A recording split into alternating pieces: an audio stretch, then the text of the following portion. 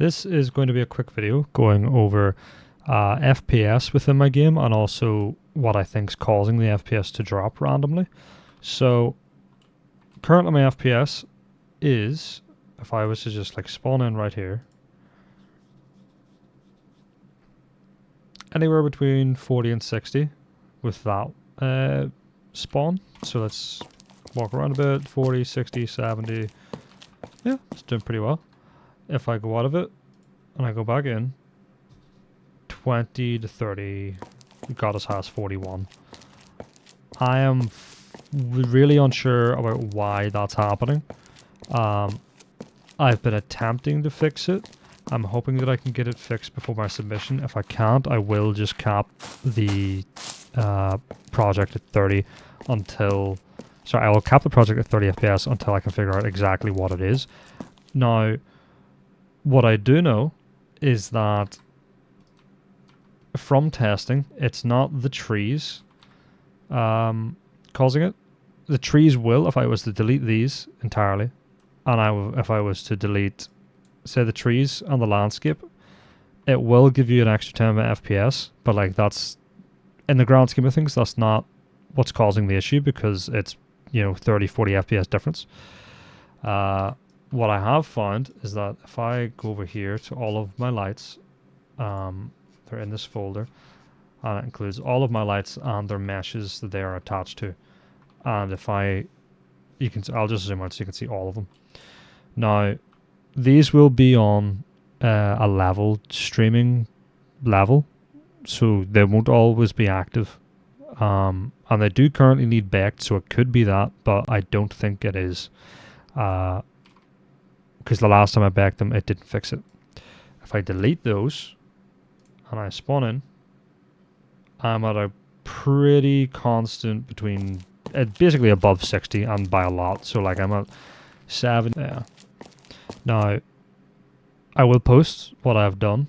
This is basically a 2-part video. This is me before I've made the fixes, and then I will have a section of after I've made the fixes and what I changed to gain those fixes. Obviously, I'm not just going to delete the lights. I'm going to bake them. I'm going to maybe change them around a bit, maybe have some less lights, put them on their level streaming level, see if that'll change anything. Have a look at the textures, make sure everything's working great. But the biggest FPS improvement I've seen is removing the lights, so I'm going to try and focus on making sure that I'm not doing anything wrong there, and maybe watch some tutorials on how to do lighting entirely correctly within Unreal. I will point out that currently in my game, I am running it at 1440p and on Epic settings, so that means everything is maxed out.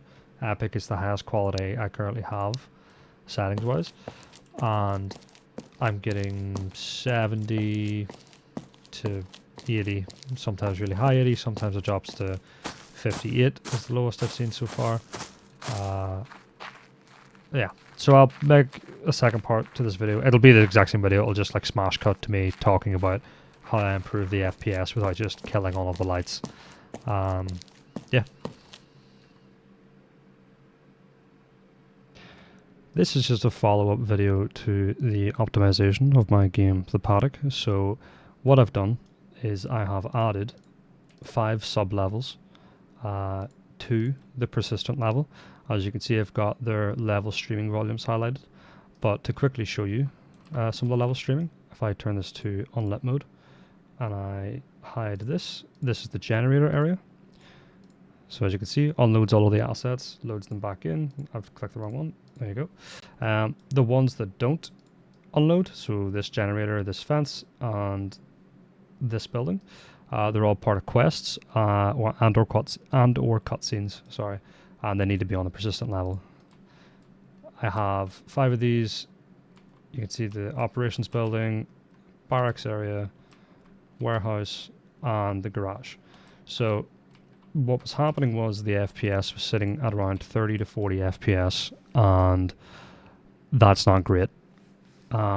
So to identify the problem, I spent some time trying to figure out what was doing it, and I realized that it was the lighting within the game.